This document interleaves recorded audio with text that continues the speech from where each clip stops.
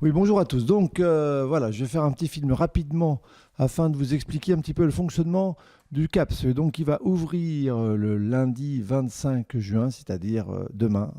Donc le CAPS va être situé juste à l'entrée des urgences. Donc quand vous êtes face à l'entrée des urgences, vous aurez sur la gauche un panneau où il y aura marqué consultation passe et maintenant un nouveau panneau où il y aura marqué maison médicale de garde. Et donc, il suffira de prendre la rampe ou la petite escalier sur le côté et de vous présenter devant la porte de cette maison médicale de garde. Là, il y a plusieurs boutons. Donc, vous voyez en incrustation la photo. Il y a des boutons faits pour appeler les médecins par les patients. Et en dessous, il y a un bouton où il n'y a rien marqué. C'est ce bouton, vous appuierez, il sera en relation directe avec le PC sécurité du CHD et sous l'œil de la caméra qui est à votre gauche, que vous voyez également sur la photo que j'incruste sur la vidéo, vous vous présenterez et donc le responsable de la sécurité vous ouvrira la porte par une gâchette électronique. Les deux autres boutons sont pour appeler les médecins et ils sont reliés à un interphone. Donc les patients devront se présenter.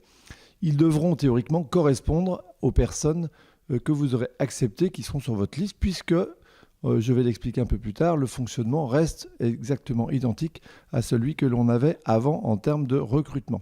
Les patients maintenant sont censés appeler le 116 117, le 02 51 44 55 66 allant disparaître théoriquement en fin d'année. Donc 116 117, c'est le numéro que vous devez mettre sur vos répondeurs, devez mettre dans votre salle d'attente, etc.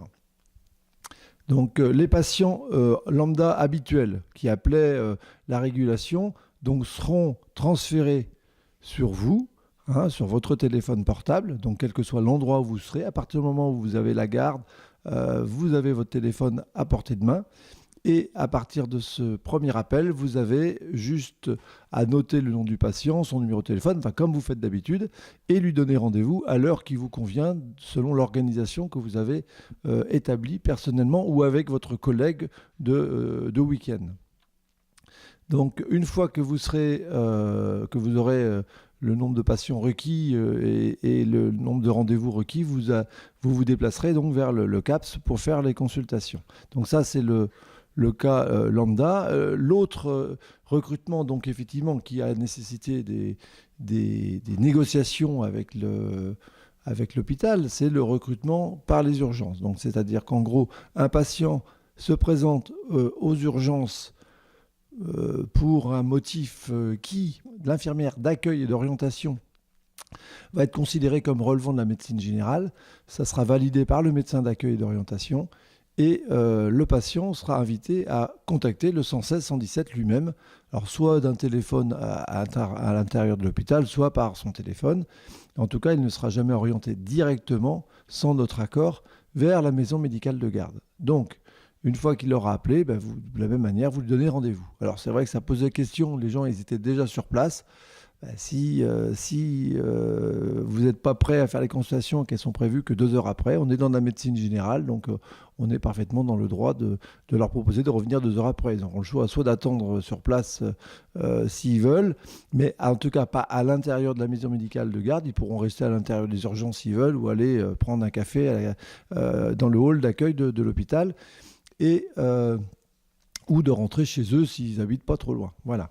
Donc à l'intérieur de la maison médicale de garde, nous avons 2 bureaux avec 2 systèmes informatiques et 2 tables d'examen, enfin tout est en double.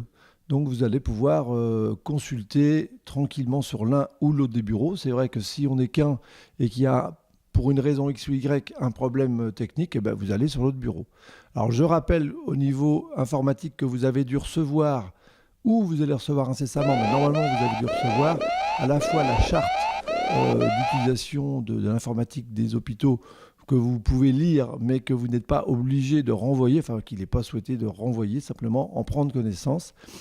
Et d'autre part, par contre, ce qui est très important, vous avez reçu un identifiant et un numéro de code qui va vous permettre de vous connecter au réseau de l'hôpital. Chaque médecin a son numéro d'identifiant et son numéro de code. Et donc, j'invite tout le monde, bien sûr, à ne pas le perdre. Le problème, c'est qu'effectivement, le système informatique est dépendant de l'hôpital, mais il a été conclu et convenu que la permanence de l'informatique n'interviendrait pas sur notre système informatique pendant le week-end et pendant les soirées. Donc, ça veut dire que si on a un souci, il faut se débrouiller et en tout cas le signaler pour le lendemain, mais ça ne sera pas dans le jour du problème que ça sera réglé. Donc si vous perdez votre mot de passe, vous n'avez pas de mot de passe. Donc au pire, de toute façon, on peut faire comme à l'ancienne avec vos feuilles de soins et votre petit stylo et tout ça. Donc au niveau de l'informatique, l'intérêt de l'informatique au jour d'aujourd'hui, c'est la possibilité de faire des feuilles de soins électroniques avec Acteur FSE, donc qui est un logiciel relativement simple, enfin vous verrez. Alors, à l'intérieur de ce logiciel, vous avez je dirais des cotations standards. Malheureusement, en fait, celles qui sont fournies sont des cotations, je dirais, de jour et non pas des cotations de week-end. Donc celles du week-end n'ont pas été inscrites. Alors, je les ai modifiées. Mais sincèrement, je n'ai pas pu vérifier si ça c'était uniquement sur ma session que c'était modifié ou sur toutes les sessions. Il est probable que chacun devra faire une petite manip. Donc si c'est le cas, je ferai un petit didacticiel rapide pour vous montrer comment on crée la consultation de week-end et la consultation de week-end pour enfants et la consultation de week-end avec un ECG par exemple, etc. Je rappelle, entre parenthèses, qu'il n'y a pas d'électrocardiogramme sur l'établissement, que si vraiment on a un souci, il faudra envoyer aux urgences et que par contre chacun est libre, moi c'est ce que je ferai, d'amener son propre électro pour l'utilisation si on a l'habitude de le faire. On n'a pas voulu imposer la présence d'un outil que tout le monde ne maîtrisait pas forcément.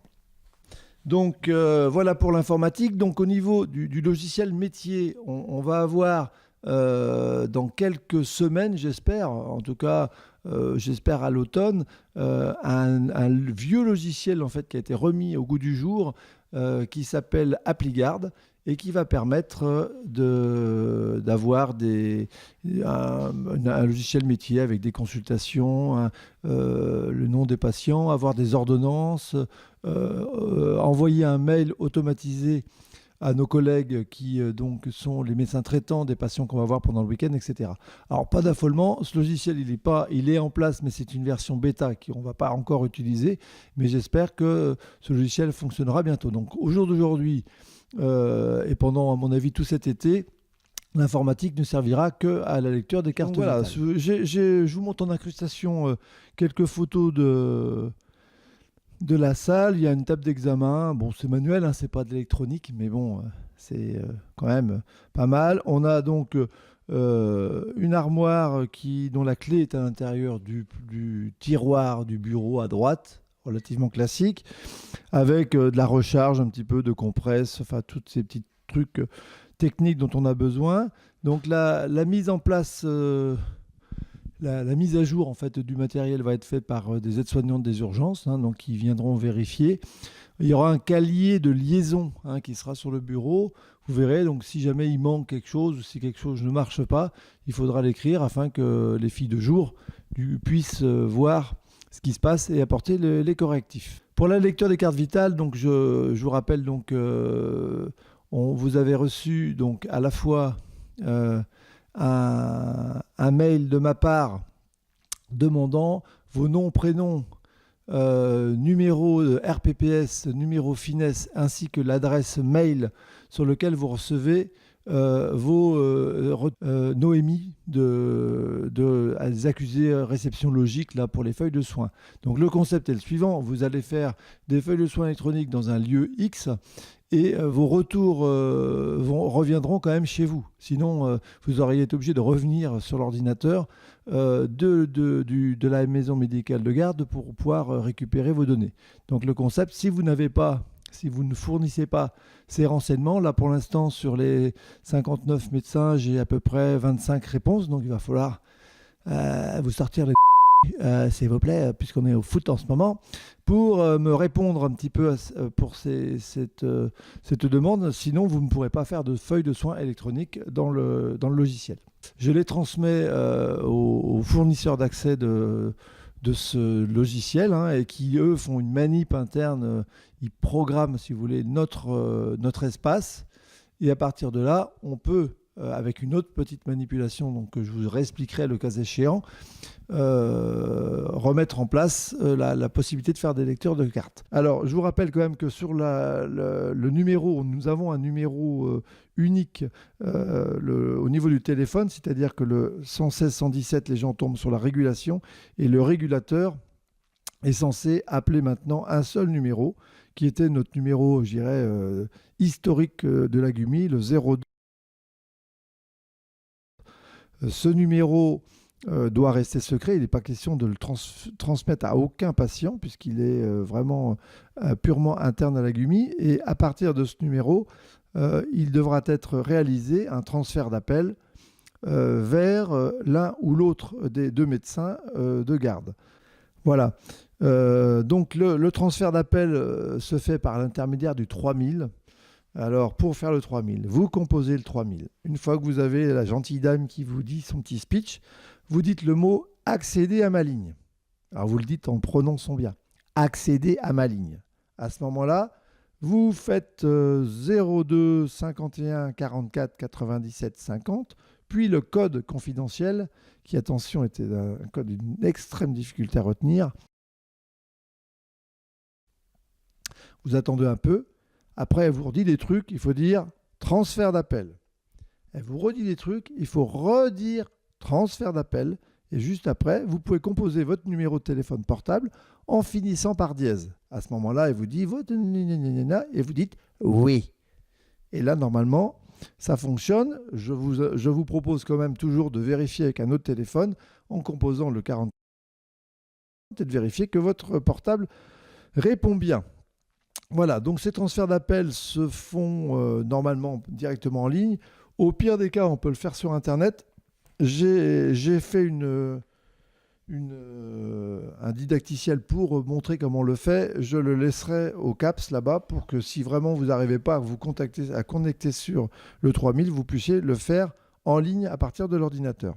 J'espère que le CAPS créé, celui-ci va vivre, non pas survivre, mais vivre et vraiment donner une dynamique positive à la médecine locale. Comme je l'ai mentionné sur la télévision TV Vendée, un des objectifs, c'était aussi d'apporter une réponse favorable à l'installation des jeunes médecins.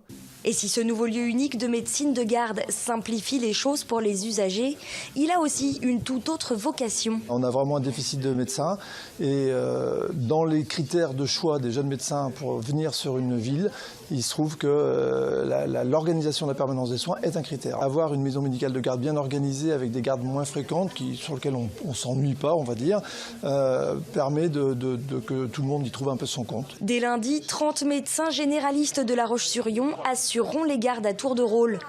Et à partir d'octobre, les médecins d'autres communes alentours les rejoindront. Sincèrement, si vous regardez sur les sites de jeunes remplaçants, les gardes de CAPS s'échangent facilement. Et j'ai même des collègues d'autres secteurs de La Roche-sur-Yon qui m'ont dit, qui habitent sur La Roche mais qui n'y travaillent pas, ils m'ont dit, écoute, si vraiment ça fonctionne bien, moi je peux reprendre des gardes, etc. Donc vous voyez, je pense qu'il faut bien se rendre compte que le fonctionnement va permettre à la fois certainement une activité plus importante, mais cette activité plus importante, elle va être bénéfique pour tout le monde, bénéfique pour celui qui veut travailler, qui va gagner un peu plus de sous sur son week-end plutôt que de gagner trois fois chipette et d'avoir été coincé tout le week-end. Et celui qui, effectivement, vraiment veut profiter de son week-end, il aura beaucoup plus de facilité, je pense, sincèrement, j'y crois, pour donner sa garde à soit un collègue qui veut faire plutôt des week-ends que des semaines, ou à des jeunes remplaçants ou plus vieux remplaçants. Alors bien sûr, je compte sur vous tous pour participer à l'utilisation de ce CAPS. On n'interdit rien, mais sincèrement, ça serait quand même vraiment intéressant que tout le monde vienne travailler au CAPS et que certains ne fassent pas leur tête dure en restant à leur cabinet médical, ce qui bien sûr romprait le fonctionnement et tout l'intérêt de cette maison médicale de garde. Donc je compte sur vous également sur ce point bien précis. Donc je vous remercie d'avoir été attentif à ce petit film. J'ai préféré le faire de manière Oral plutôt que d'écrire parce que ça me passe finalement beaucoup plus de temps. Bon, je maîtrise un petit peu l'outil vidéo, donc avec tout ça, j'espère que le message sera bien passé. Maintenant, je vais faire le montage et vous envoyer ça le plus rapidement possible. Allez, à bientôt.